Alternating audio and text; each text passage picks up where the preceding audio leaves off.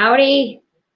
It is Tuesday night again, and I am excited to be back here chatting with you all.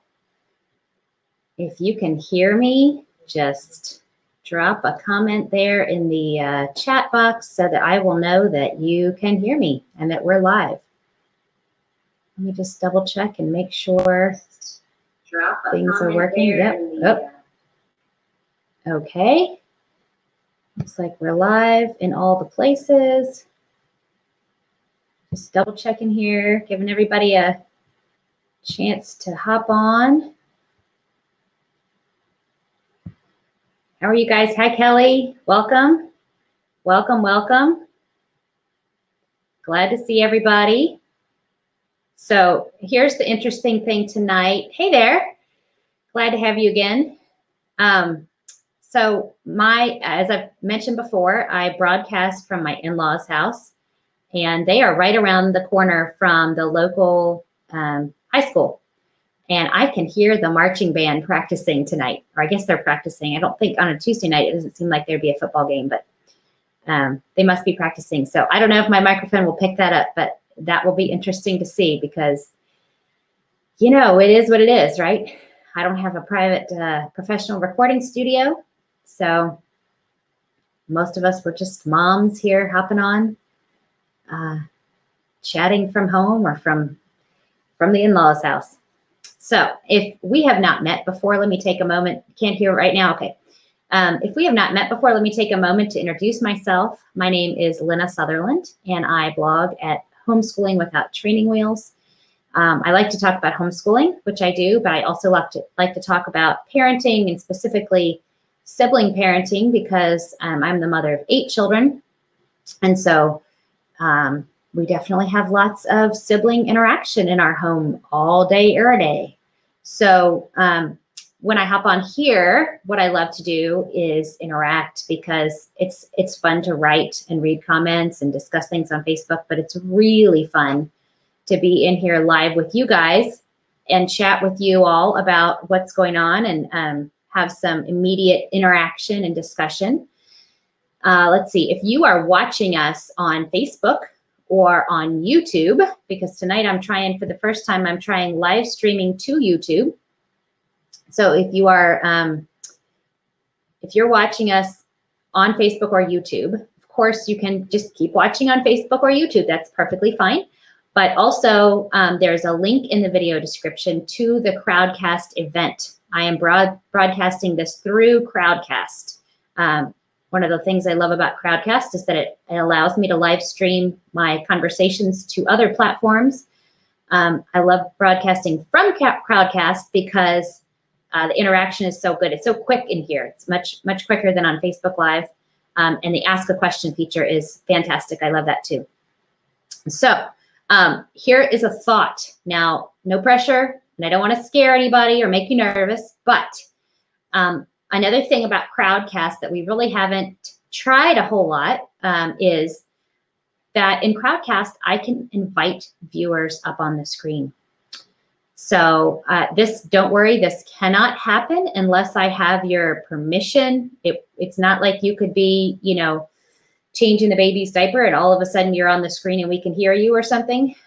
It would only happen if I intentionally requested, and it would pop up on your screen and say, you know, do you give permission for this? And you'd have to say yes. So you wouldn't suddenly find yourself on video. But as we get into the discussion portion of the evening, and especially if you have a question and you'd like to come up on the screen and talk about your question, I would love to have you up on the screen. It will work best, or probably only work, if you are on a laptop or a desktop with a webcam.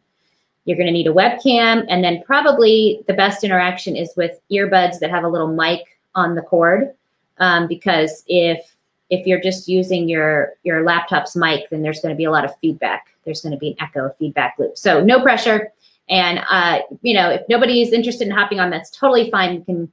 We can have a great conversation anyway, and you can just chat in the chat box. But in case anybody's interested in hopping on, that would be a really fun thing to do sometime.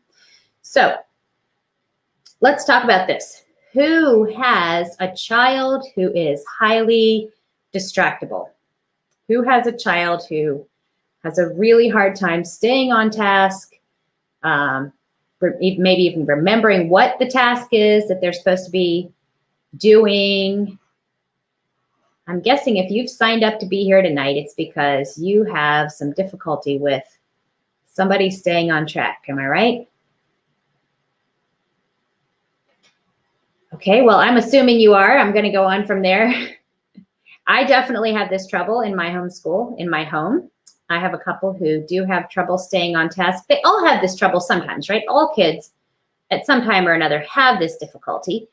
It's just something that's typical of kids. But the question is this something that's a particular struggle for some of your children? In other words, do you have a child or two or several who are characterized by this struggle?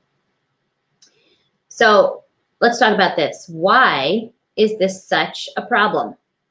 If you've got thoughts, pop them in the chat box there. Why is it such a problem to have a highly distractible child? Maybe this seems like a dumb question. Maybe this seems like not even something that somebody should even need to ask. Why is this a problem? But if you're watching and you're thinking about this, why is it such a problem to have a child who's easily distractible? I'm going to share some thoughts with you in a minute. If you've got some thoughts, drop them in the chat window there.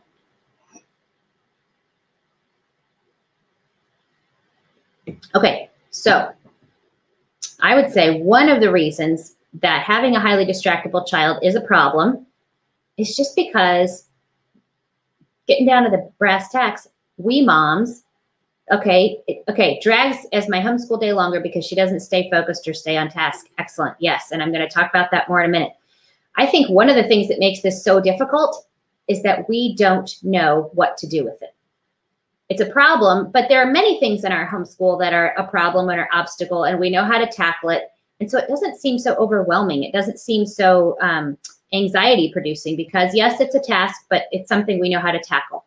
With the issue of children who are not staying on task, part of what makes it so frustrating and overwhelming is that we're a little uncertain of what to do about it. Now, why are we so uncertain about what to do about it? Well, I think one of the biggest struggles is that we understand instinctually that this is a combination of things.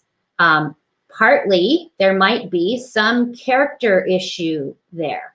And partly, there might be some developmental issue, a skill issue, a how the brain is wired kind of issue. And I don't know about you, but as a mom, that is where the rubber constantly meets the road for me. That's where I'm constantly second guessing myself, feeling unsure, wondering if I'm doing it right, wondering if I'm providing, not enough help or not enough structure or not enough flexibility, because it's so tricky to separate out, when is this a character issue? And when is this just a developmental issue or a lack of ability or a particular struggle in an area? And how do we respond? If you're like me, I've had days where I think, I could be failing this child because I'm not, holding them to the standard and being consistent with them. Or I could be failing this child because I'm not being as, gracious and flexible and understanding as they need given their personality. Yeah. So, and I feel like I could be doing like one or the other, and how do I know? And I could, on some days do one and the other days do the other. So I feel like that's a big piece of why distractible children are an anxiety source for us. It's not just like, oh, it's annoying that they're distractible, but we have this feeling as moms of uncertainty about how to address that and how to engage with that. I feel like this is especially the case if we have children who are easily distractible and we ourselves are not that way. Now, of course, we all can be distracted. And as moms, we all can, try to multitask and our thoughts are going in a million different directions and we can't really focus on one thing at a time. But, if you are a, come on, let's check the list, let's get stuff done kind of mom, and you have a child who's easily distractible, it can be even more difficult to sort of piece through because you're thinking, this feels silly. Why not just run down that checklist and get those things done? And you could be outside playing. And I just totally can't relate to why you wouldn't just, come on, let's plow through. Let's get it done. So that's a big piece, I think, of what makes this challenge so bewildering. And then, as with the case in almost every parenting obstacle, a parenting challenge, there is a clash with expectations and reality. So Melissa just said a minute ago, it drags the homeschool day longer because she doesn't stay focused on her task. So, and this isn't a failing on the part of the mom, but we have some expectation, right? We have some plan in mind, or, we're going to accomplish this amount of schoolwork, or we're going to be done at this time of the day, or we're going to be ready to leave the house at this time in the morning. There's nothing wrong with planning ahead and trying to estimate, how long things will take and what you're going to accomplish. But, we have this expectation, and then the child who has trouble staying on task, now you have a clash between expectation and reality.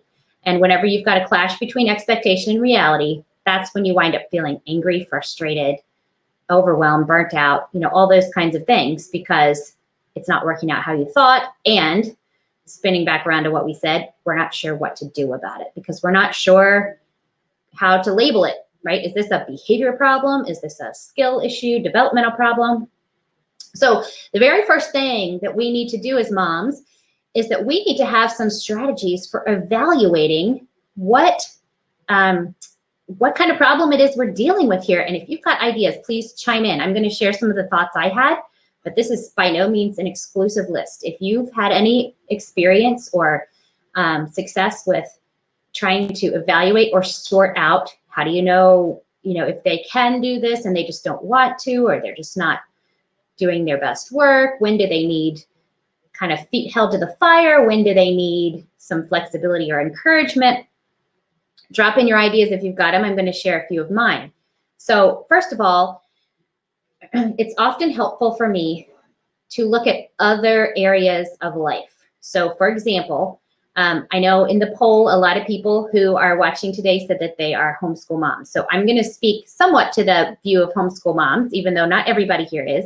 But homeschool moms know that, sometimes children can have difficulty in school, and or perhaps, parents whose children are in traditional school, you can see this struggle in homework, but then you don't see this struggle in other areas of life. So that to me suggests that it's not a character issue. They are, they have a good work ethic. They want to get work done. They want to do what they're asked to do. But, they are just struggling in this one particular area. Maybe they're having difficulty with schoolwork. Maybe there's other factors that are going into it, past frustrations or lack of success with the schoolwork or feeling overwhelmed by the schoolwork, other emotional factors that are going into that one particular area of life that create a challenge that are not typical of them in other areas of life. Now, one of the things I want to caution you about as a mom working through issues like this, I see myself doing this all the time. So I will look at my children and I will say, well, you don't forget when it's Minecraft time. You don't forget when it's time to, when we're going to the beach. You are counting down the minutes and the hours and the days until it's time to do that. You remember the things that are fun for you, but you don't remember the things that are, that I'm asking you to do, like keep your socks picked up off the floor in the bathroom, or, take the trash out, or get your math done, or whatever. Okay, I totally get that feeling, and I totally, have that tendency in my own home. But let's just think about it for a moment. We know that memories are connected to emotions, right? The more intense the emotion, the more solid the memory, I guess. The more you're going to remember something, the greater the connection there. And so it's not unusual or evil or selfish. It's just natural, it's biological that we're going to remember more clearly the things that are most important to us. And I don't just mean, that if you said to your child, well, what's more important to you, mommy or Minecraft? They would say their mommy is more important to them, but they have more intense feelings of pleasure related to, playing Minecraft or getting ready to go to the beach than they do connected to, not their mommy, but connected to taking out the trash.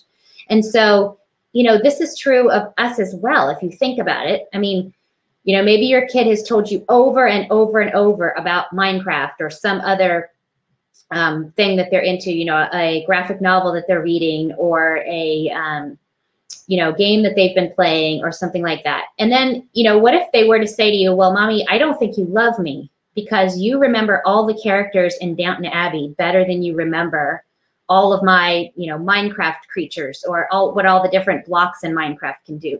Well, it's just a fact of reality that you're going to have a stronger memory for the things that are personally pleasant to you. Now, should we make an effort to pay attention when our children are talking about things that are interesting to them and be involved in them? Yes. But we don't need to beat ourselves up for the fact that it takes a little more effort to remember things related to them and their hobbies than it does to remember things that are related to our own hobbies or interests, because that's normal. That's normal. That's how your brain is wired. Things that are particularly of interest to you, you're going to remember better. So we have to be a little bit careful there when we examine, when we talk about looking at other areas of life and how well do they remember things. We want to compare things that are similar. So for example, instead of comparing, do you remember to do your math, or do you remember to keep playing Minecraft when you're in the middle of a Minecraft game, that's apples to oranges. Instead, we should be comparing, like, do you remember to stay on track with your math, or do you remember to, keep folding the washcloths when you're folding washcloths, something like that. Okay, and then the other thing that we can do in order to evaluate, if this is a skill issue or a moral character issue or something like that, is to start with an extremely small goal. So for example, I want you to do this task for, I'm talking 3 minutes. And maybe if it's a younger child, 1 minute, okay? And there are a couple reasons for that. First of all, if they willingly do that job for a minute or 3 minutes and they keep on it, then that's a pretty clear demonstration that this is not a character issue. They're willing to do what you're asking them to do. They're willing to do it even if it's not a particularly fun job, and they're able to keep moving and keep doing it. The other benefit of asking for a really small thing like that is that it really helps children to have a taste of success, because this is what I've definitely seen in my home. Children who struggle with staying on task, it begins to be this kind of downward spiral where, so for example, they wake up in the morning, they have these chores they have to do, they have schoolwork they have to do, and the minute their feet hit the floor, they're saying to themselves, oh no, here we go again. I'm going to not, stay on track. I'm going to get distracted. It's going to take me forever to get my work done. I'm going to be the last person finished. Everybody else is going to be outside playing, and I'm still going to be on the second thing. Mommy's going to be irritated with me again. And it's almost a self-fulfilling prophecy, right? Because they just wake up feeling like not in the pit of their stomach about all of these things at which they are sure they're going to fail. And so if you start with really small requirements and you say, you know what, I need you to, whatever it is, I need you to pick up Legos off the floor for 3 minutes. That's all I really need from you right now. Could you just pick up Legos for 3 minutes? And then let's have a break, right? And if they do that and you go, that was awesome. Thank you so much. I really appreciate it. You stayed on task. That was great. I'm so proud of you. Have some fun outside. And that's not to say that's all that they would do for the whole day. But if you have little tiny pieces, you can see them doing it. You can appreciate them. You can praise them for something real, not just, oh, you're such a good kid, but hey, you stayed on track for 3 whole minutes. That was awesome. I'm so proud of you. Another benefit to that is that they see the success. A third benefit to that is oftentimes children who have trouble staying on track also have a poor sense of time. And I don't just mean a poor sense of time like they don't know when it's 4 o'clock, but I mean a poor sense of time in the fact that, like I said, they have this built up sense of it will take me forever. But if you said to your child, okay, I just need you to pick up Legos for 3 minutes, 3 minutes, ready, set, go. They might finish picking up all those Legos in 3 minutes. And then at the end of 3 minutes, you could say, who knew that picking up Legos was just a 3-minute job? That is pretty incredible. I never really thought about how long it took to pick up Legos, but now we know it's like a 3-minute job. And so then the next time they have a task, you can say, okay, I need you to get on those Legos. And remember, it's only going to take like 3 minutes. And they immediately are triggered with that, not only memory of, okay, 3 minutes and that's not so bad, but you're immediately tying in that positive experience that they had. So they're going like, oh yeah, 3 minutes. And I did it yesterday and mommy was so proud of me and I got to run outside and have playtime. And it was just a big plus. And so immediately you're starting them on a new positive cycle instead of like, oh, here we go again, another chance for me to fail, another chance for me to spiral downward. So that leads us directly into some other tips about what to do. Like I said, starting small, that's a really good way to go. Now, here's the thing. Okay, Melissa says, I have a thought of trying to use a timer on some tasks, but in the past when she was younger, it would stress her out and make her anxious. I was wondering if we should revisit using a timer. Okay, Melissa, that is a great question. And I couldn't have planted you in the audience any better because I am segueing into talking exactly about that, about strategies. And the number one thing that I want to say about using strategies is this. You need to be constantly getting feedback from your children. Here's why. If you have trouble with a child, or if a child has trouble staying on track, here's the thing. You're not likely going to cure them of that. That's probably something that they will deal with for the rest of their lives. And I'm not trying to be all doom and gloom, but what I'm saying is that as moms, our job partly is to get them to get the work done. But that's like the, give a man a fish tactic. The teach a man how to fish is to help them to understand their own wiring and how they work, and to help them to adopt strategies that in the long run they can employ to help themselves get work done. So, you can say, okay, today we're going to do this and I'm going to set a timer and, this is how it's going to work. But a better, or not that that's a bad thing to do, but the big goal, the overarching goal is help them to understand what strategies work for them, help them to understand what is difficult for them about it and how to overcome those difficulties. So especially as they get older, you're going to want to involve them continually in a feedback process. So your role as a mom is going to become more like this. Here's a strategy I thought of. Would you like to try that? Does it sound like it would be helpful? Let's do that today and see how it goes. One of the strategies that I've used with timers is this. So I definitely have tried the, you need to get this done in 10 minutes kind of a strategy. And sometimes that works. For some kids, that works. For other children, they panic at the very beginning. As soon as there's a timer, it's like, it just brings up all of those thoughts about, I'm going to fail. I failed before. Here we go. I'm going to fail again. I'm already bad at staying on task. And now I've got this timer breathing down my neck and I'm really going to fail. And so this is what I tell my children. I just say, you know what? The timer isn't really a deadline. It's just a reminder to me to check in with you and see how you're doing. I've even used a 2-timer strategy. And this is what I do. Not being a 2-timer, like cheating on your husband, but like using 2 timers. So 1 timer is a hang around your neck, kind of like a kitchen timer. It has a magnet so it can stick on the fridge, but it also comes with like a lanyard so they can slip it around their neck. So that timer is for the child. And then I have on my tablet this really awesome little app called Multi-Timer. I think it's just called, on Android at least, it's literally called Multi-Timer, multi-timer. And I can have many, many timers running at the same time. And so what I do is I open up the app and I have a timer for each child. And every time I send them off to do something, I rename that timer with the name of whatever it is that they're doing. So like Ruth, match socks. Luke, collect laundry, like whatever they're doing. And so then I set a timer on the multi-timer and on their timer for the same amount of time. So the timer they're wearing around their neck is to help them have a sense of time, to help them, to remember what they're doing and to stay on track and to remember that, time is going by, and it's a little reminder for them. And then the timer on my app is because I will literally forget what I sent them off to do, how long it's been, when I should be checking in on them again. And so it helps me to remember when the timer goes off, oh, right, 10 minutes ago, I sent Ruth off to match and put away socks. I probably should circle back around with her and see if she's still doing it and make sure that she's on track with that and, help her if she needs a little bit of extra help.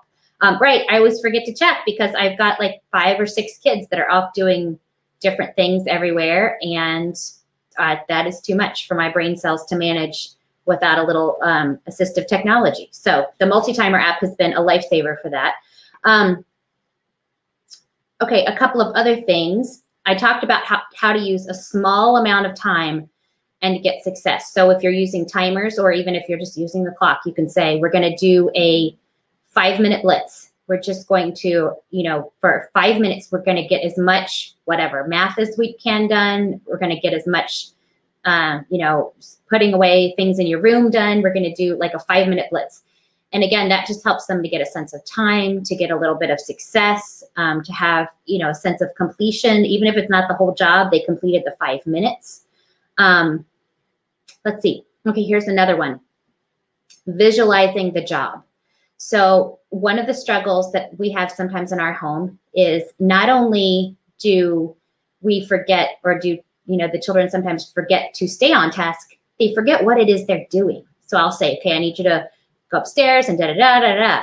And then 10 minutes later, I say, did you do such and so? Oh, that's what it was. I totally forgot what I was supposed to be doing, or I didn't, I couldn't remember what you said. So for some of mine, it's helpful to visualize, right? So I'll say, okay, picture with me. You're going to go up into your room, the 3rd drawer. Can you picture what I'm saying? Okay, that's the drawer that's a mess. So I want you to go picture in your mind that 3rd drawer down, pull the shirts and underwear out of that drawer, okay? Fold them, and then picture, what it's supposed to look like. Shirts and shirts here, underwear here, right? Can we, and then perhaps even have them repeat it back to you. Okay, so what do I need you to do? Go upstairs, find the shirts, what drawer, 3rd drawer, got it. Okay, good. And now I know you were tracking with me. You understood what I was encouraging you to do. Okay, other ideas. Those are some of the ones I've used. Those are some of the ideas that have helped in our home. One of the struggles I feel like is for children, especially when it comes to schoolwork, when they have difficulty staying on task. If you keep them by your side, then they have the accountability and the encouragement of having you there to keep an eye on them. But if you've got other kids, then they're probably right in the midst of the busyness of the house, because you're watching, keeping an eye on everybody. So you keep the kid close to you. They're in the midst of the circus. Send them off somewhere where they can work quietly. They don't have your oversight and encouragement to help them keep moving. Big struggle in our home. Let's see. Okay, I'm gonna hop over here, and I'm gonna answer. If you've got questions, by the way, please drop them in. I'm gonna be answering questions at the end, but I'm gonna start answering Helen's question right now. She actually asked this early on. And if you're not familiar with Crowdcast, one of the cool things about it is that I can timestamp when I answer questions. And so when folks come back and watch it on the replay, or when you watch it on the replay, you can look at a question and click a button and hop right to the place in the video where I answer that question. And so earlier, Helen said, tips for mom to stay calm and patient with a distractible child. So I think the biggest thing that we as moms can do to help us to be calm and patient is just to adjust our expectations. And that can take a whole bunch of different shapes. One of those things is just, acknowledging the fact that this child is highly distractible. If they got distracted yesterday and the day before that and last week and last month and last year, they are probably still going to be highly distractible tomorrow and next week and next year. And so I shouldn't wake up this morning and say to myself, okay, today's the day. My child will not be distractible anymore. We are going to fix this problem. We're going to overcome this obstacle. This will not happen anymore. Any more than you would want your husband to say, okay, this month, there will be no PMS. We're not having that this month. This is the month that we eradicate it. We're not having that problem anymore. It would probably be better for him to just mark his calendar and get some chocolate. That's not to say that there's no personal growth that happens, that there's no, long-term view, strategies, accommodations, that kind of thing. But part of what we can do to not get frustrated is just to expect that this is going to be a thing. Another thing that we can do is to arrange our day with, this child's struggles in mind. So, for example, and this one's hard for me because, I have a bunch of kids and we have a bunch of things that need to get done. And it is really difficult for me to give, say, fewer jobs to children who are struggling. So, you know, if you struggle to stay on task and you struggle to work quickly, it seems, you know, my sense of justice says, well, that's not fair. The people who are working more slowly have fewer jobs than the people who are working more quickly. The people who are working more quickly have to do more work. That seems like, you know, a reverse from how it should be. If you're working quickly, you should be rewarded, not saddled with more of the work to do. And it is important that we not unfairly punish children who are working quickly, like, oh, good, you got that done. Now do your sister's jobs for her. However, I do think that when you're setting up your schedule or your chore chart or whatever, you need to take into account. It's not just a matter of how old they are. It's not just a matter of what are they physically capable of doing. But if they struggle to stay on task, the fact of the matter is that it will take them longer to get things done. And if you say, well, I don't care if that's their struggle, I'm going to set things up such that, you know, they're going to be expected to do the same amount as everybody else, okay, then you're probably setting yourself up for frustration every day. So you might just need to say, I'm just going to not expect as many chores out of this child, and maybe someday we can bump that up. But the idea is to grow them gradually, stretch them carefully, not just like, well, this is where you ought to be, so be there. Another piece of that is that you might need to choose which kinds of chores your easily distractible ones do, and you might need to choose chores that the rest of the family is not going to be depending on. So for example, one of the chores that needs to get done in our house in the morning is I need somebody to wipe down the table from breakfast, clear off the dishes, wipe the table down. That needs to happen in a timely manner because we need to have school at that table at 10:30 in the morning. If I choose somebody who really struggles to stay on task, then we're going to, you know, show up at that table over and over at 10:30 in the morning and it's not going to be ready. Now, I'm not saying, you know, that there would be no training or there'd be no, you know, deadlines for anybody or anything like that. But the fact of the matter is, if you're going to give the children who really struggle with staying on task the jobs that are going to have the biggest impact on the family and other people being able to do what they need to do, you may just be asking for more conflict and more frustration. So, you know, we've just had to say, okay, well, this person is going to have a sock matching job because it's not urgent.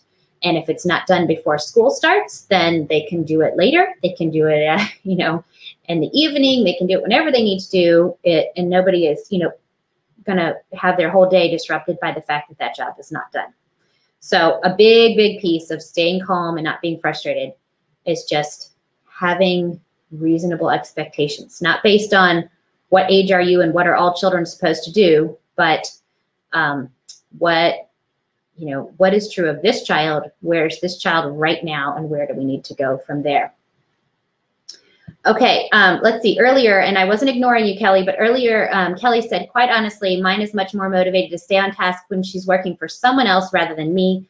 Co-op classes help tremendously. That's wise. That's knowing yourself, knowing your child, finding a solution that fits for both of you. So bravo, that's great. Shannon's got a question. I'm gonna actually click and add that over to the questions box so that I can timestamp it when I begin answering that question.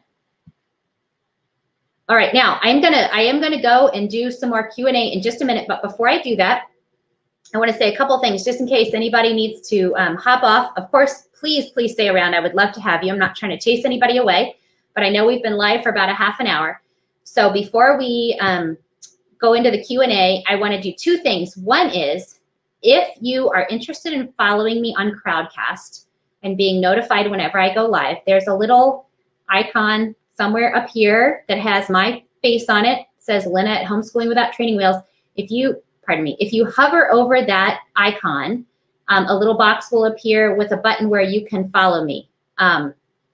So if you just hover, click the button to follow, and then you'll be notified whenever I go live. The other thing is I'm going to be going live regularly. And so if you want to go ahead and register for the next live event, right down here somewhere in the middle, there should be a green button that says next live event. The next thing that we're going to be talking about is bundling and unbundling, when to combine skills together and when to separate them out for maximum efficiency and effective teaching in your homeschool. Or this doesn't have to just do with homeschooling or homework or cleaning bathrooms or anything like that.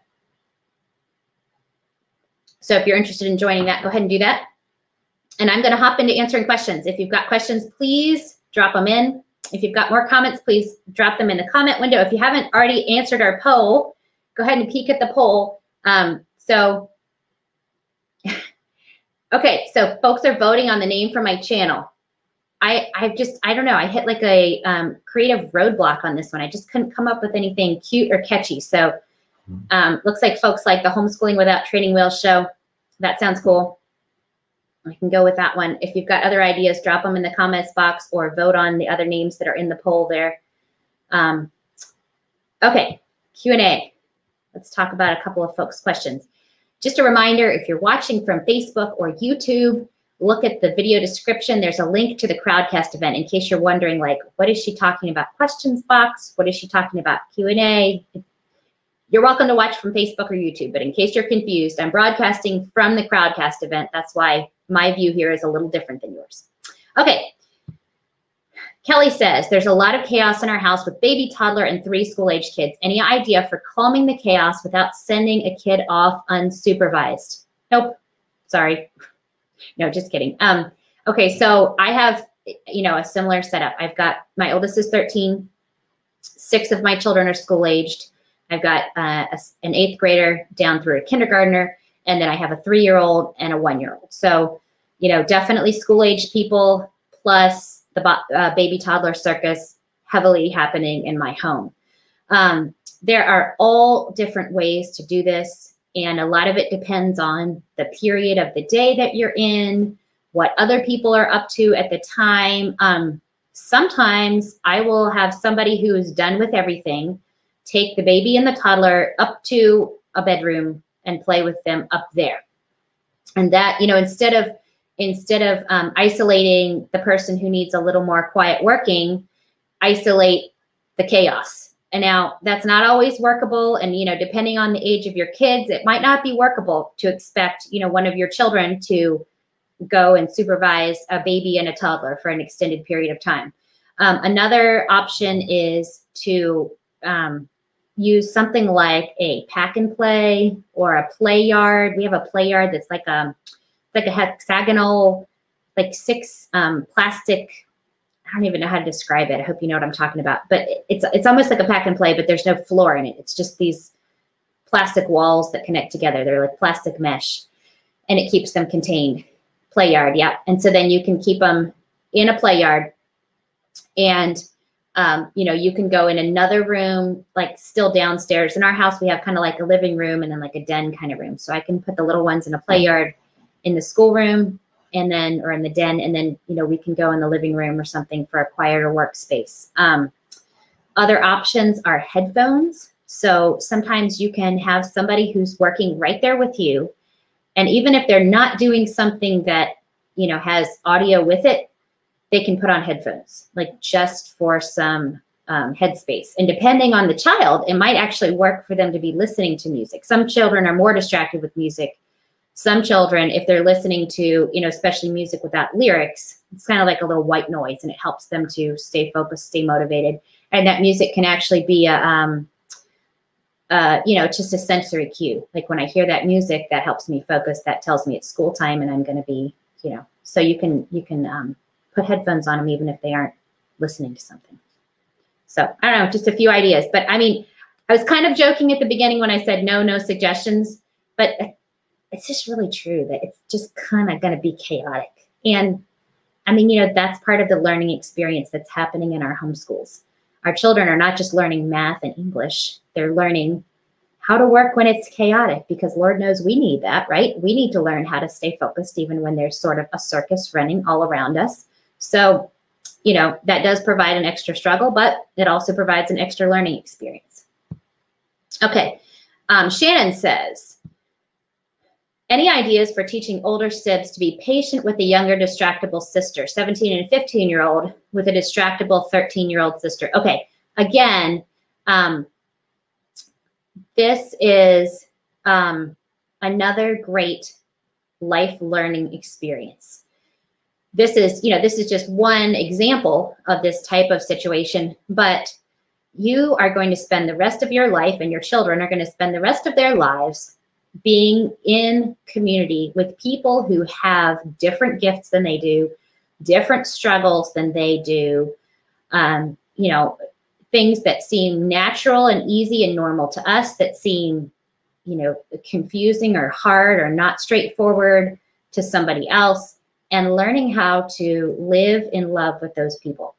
So there's two things that you need to do in general, not just in this kind of situation, but in general. One is, it's okay to have conversations with your children. Now, it sounds like you already are, because, you know, it sounds like you're having conversations with them, but they're having trouble, you know, being patient with that. So, you know, even if you haven't yet, I would encourage you, talk with them. It's not, you know, we feel as moms sometimes like, oh, it's going to be gossipy if I go and talk to my children about the struggle that this other child has. And, you know, that's a private thing. I shouldn't talk. Well, you know, they're already observing it. They're already wrestling with that. So to talk with them out loud about it, to admit, yes, I see this too. You know, you're right. Your sister does struggle with staying on track. You know, it's going to be a comfort to them to know, okay, good. It's open for discussion. Mom's acknowledging that it's a real thing. She's not treating me like I'm, you know, making it up. She understands that it can be a struggle too. And it's okay to say, and I see that it's hurting you. I see that it's, you know, frustrating to you, or it's causing you this difficulty or whatever, because, you know, we're not ready to go or whatever. Acknowledge the difficulties. Just say out loud, yep, you're right. That is a problem. And I do see it. And, you know, we do have that trouble. So that's the first thing. The second thing is, whenever we have difficulty identifying with someone else's struggles in any area, the thing to do is what I call zoom out. Okay, so maybe your sister struggles with staying on task and you don't struggle with staying on task. Fair enough, that's totally possible. But do you have a struggle? Everybody has a struggle. Everybody has some struggles, right? So instead of saying, okay, well, you know, she struggles with staying on task, but you don't struggle, so you can't identify with her. Okay, but can you identify with having a struggle that is affecting other people, that other people can see, that other people, you know, are grumbling about? So for example, maybe you are a disciplined, diligent worker, but you tend to fly off the handle and be a little bit, you know, short-tempered, maybe first thing in the morning when you're just waking up. And, you know, how would you want people to react to you? Would you want them to be and rolling their eyes and just disgusted with you because you constantly have this annoying struggle? Or would you want them to say, yeah, it would be better if she wasn't grumpy first thing in the morning, but we love her anyway, and, you know, we're willing to be patient with her and bear with her. So zoom out. If you can't identify with that particular struggle, zoom out and just talk about the concept in general of having a struggle that affects other people or that other people notice or something like that. But, you know, again, lifelong learning, living with people who have weaknesses that you don't have, that have struggles that you don't have, that have gifts that are different than yours. Good lifelong learning happening there. Okay, and Kelly says, oh, whoops, keep forgetting to click on these. What kind of limits do you put on the amount of work you require from kids who struggle to stay on task? If 3 hours of work takes 6 hours to complete, then do you say, get it done? And when you say, we'll finish it later, and when do you say, we'll finish it later, slow down? And that is the million-dollar question, right? And it's not a question that I can answer for you, because, you know, it's going to involve the intimate knowledge of your child and your home, the season of life, you know, how much sleep they got last night, whether they've had a snack, or, you know, all of those details. It's a very careful balancing act, right? Because like I said before, if you have a child who gets off track a lot, then they wind up with this perpetual feeling of, I know I'm going to fail at this. I'm bad at this. I'm going to be bad at this again. I'm going to keep failing, right? So if you have this child who struggles with being off track, and the result of that struggle is that they have no playtime, because, you know, at 11 o'clock when everybody's done with their morning requirements, they're outside playing, and this child is still at the dining room table until lunchtime. When they finish lunch, now they're doing their chores, which they take longer to finish. And so everybody else is off to quiet rest time while they're still finishing their chores. And then everybody else is finished with their quiet rest time and they're outside playing again. And this child is still doing their afternoon schoolwork, and they didn't get it done but before dinner time. And so now they're having to stay up late at dinner time. And, you know, so it's just becoming this again, this downward spiral of, you know, I'm bad at this and I'm only getting worse at this and it's taking up all my time and it will always take up all my time and I will never have any success with this. So you really might need to get creative with what you require. And, you know, I would recommend, I know this sounds kind of crazy and kind of scary, but I would recommend pulling back until you get to a point of success. Even if that amount that you're requiring is so tiny, it feels absolutely ridiculous. Like I'm saying, okay, your requirement for school today is 3 math problems, 3, and then you're done for the day. Okay, tomorrow we're gonna do 4 math problems, or maybe we did 3 today and we weren't successful, so tomorrow we're gonna try again for 3. We're gonna try again for 3. Okay, we finally got to where we can do 3. Now we're gonna do 4, you know, and because it would be much better for them to begin to have a sense of success, for them to begin to have an idea of what they're capable of and what strategies are helpful to them, and to build on that, than to feel like they're working from the bottom of a pit, you know, trying to, you know, scramble just to get to sea level, if that makes any sense. Let's see. Melissa says, for me, I don't think it matters how much work they are given or not. She will find a way to take a long time. A 20-minute lunch turns into an hour. Okay, so even if it's, you know, a lunch or something else like that, then yes, there are children who just, yep, it's not just work, it's they eat slowly and they get dressed slowly and they walk to the car slowly and they just have, you know, they just have a slower pace to life. But you know what, I will say this, and this is true all across parenting, every struggle has its corresponding strength. And so, you know, when you notice something about your child that you think, whoa, this is really a sticking point, this is really difficult, almost always you can notice something that's correlated, but the flip side of it, that's a good thing. So for example, in my home, the children who are the most pokey, the ones who have the most dilly-dally troubles, are also the children who tend to be the most laid back. The children who are the reverse, like I have a couple of children who are very driven, very like, I have an agenda for my day. I want to get these things out of the way because I have plans and I'm going to, you know, I need to get to my plans as quickly as I can.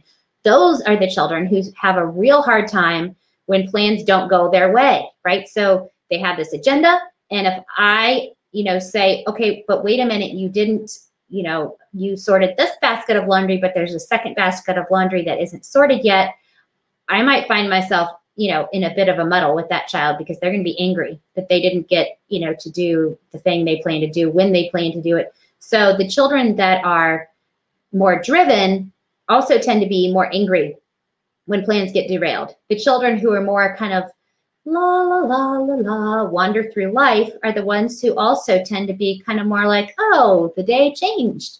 Well, that's interesting. And just kind of, they just kind of roll with it and flow with it. Now, you know, I'm not saying this is a universal personality, what's the word I'm looking for? Like pairing, that every child who's a dilly-dallyer is also emotionally laid back. But for us, that's something I've noticed, that they, you know, that it creates in one sense a difficulty and in another sense, it's an advantage. So that can be part of it too, is just acknowledging that yes, this can be a struggle in some senses, but in other senses, it can be a blessing. So, all right, well, I think I've gotten to the end of the question. If anybody has another one, drop it in there real quick because I'm getting ready to wrap up. If you haven't already, click over on that green button at the bottom and join the next live event when we talk about bundling and unbundling. That'll be 2 weeks from tonight. And then if you're interested, click the, you know, follow me, or what I can't see what it says because I don't have the option to follow myself. So I don't know what it says when I hover, but, you know, hover over my name and it'll say something about follow. So, okay. Thank you guys so much for joining me this evening. I'm going to have to still ruminate on what to call my show, my channel. Looks like everybody's in favor of the Homeschooling Without Training Wheels show, so maybe we'll go for that one. So, okay. Thank you guys. It's been so fun. Thanks for joining.